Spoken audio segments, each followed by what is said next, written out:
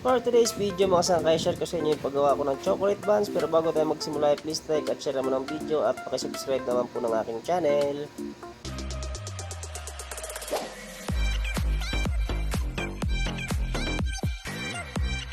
Ito na yung ating unang ingredients. Naglagay tayo ng asukal. Kung anong asukal po yung available sa inyo, ay pwede nyo pong gamitin. Kung anong kulay lang po yung available. So bali, gumamit lang tayo ng light brown sugar.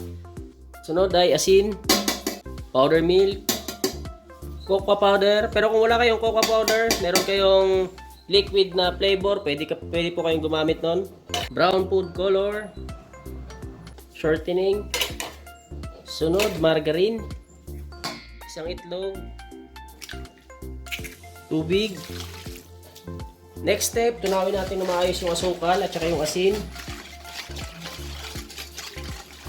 Next ingredients natin, nilagay na natin yung ating harina, first class, at saka yeast. Next step ay buhuin na natin yung ating dough. So bali yung ating dough mga sangkay, gagamitan natin ng roller or makina para mas mabilis natin mapakinis. At nabuo na natin dito yung ating dough. So ngayon bali sisimulan na natin ang pagpapakinis gamit yung ating roller. At ayan na po yung ating dough. Pagkatapos natin mapakinis ay nilagyan ko lamang po ng konting lard para hindi po masyadong madikit. At cut na natin. At ang bawat cut nga pala natin is tumitimbang ng 35 grams. Pasupport naman po ng aking channel, palike at share naman po ng ating video at pakisubscribe na rin po ng aking channel. Cut na natin ay bilugin muna natin at lagyan natin dito sa ating palsahan. At kung ikaw ay naghahanap pa ng ibang recipe about baking ay magpunta ka lang po sa aking channel.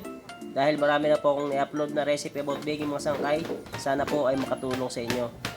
At ayan na yung ating pinorma na chocolate buns mga sangkay. Bale, rest muna natin bago natin isalang. Okay? So bale meron tayong 63 pieces na chocolate buns. Ito yung ating chocolate buns mga sangkay. Ayan, napalsa natin ng mahigit 2 oras. Lalagyan natin ngayon ito sa ibabaw. Ito yung ating chocolate ganache mga sangkay. Ito yung pinapalaman ko sa sa donut.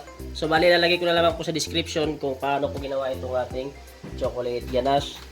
So bali lalagyan natin ito ngayon sa ibabaw. So bali ito nga pala ating chocolate buns mga sangkay. Hindi po siya totally matamis. May lasang chocolate po kayong malalasahan dahil sa cocoa natin linagay sa ating dough. Walang feeling, pero kung gusto niyo pong maglagay ng palaman mga sangkay, pwede niyo pong lagyan ng palaman. Kung ano pong gusto niyo ilagay na palaman dito sa ating chocolate buns. At ayan na mga sangkay, nalagyan na natin ng chocolate ganache yung ating chocolate buns. Bali, sasalang na po natin ngayon. At ayan mga sangkay, bali, sasalang na natin yung chocolate buns. Bali, yung init ng ating oven is 180 degrees Celsius. At gagamit ako ng katamtaman lakas ng apoy. After 16 minutes, alisin na natin sa oven. So ayan, bali 16 minutes natin linuto ang ating chocolate buns. Ayan.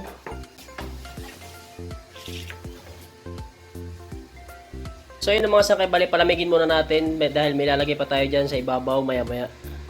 Ito na natin next step mga sangkay. Ayan, lalagyan lang natin ng, papayaran natin ng condense yung ibabaw para maging makintab siya.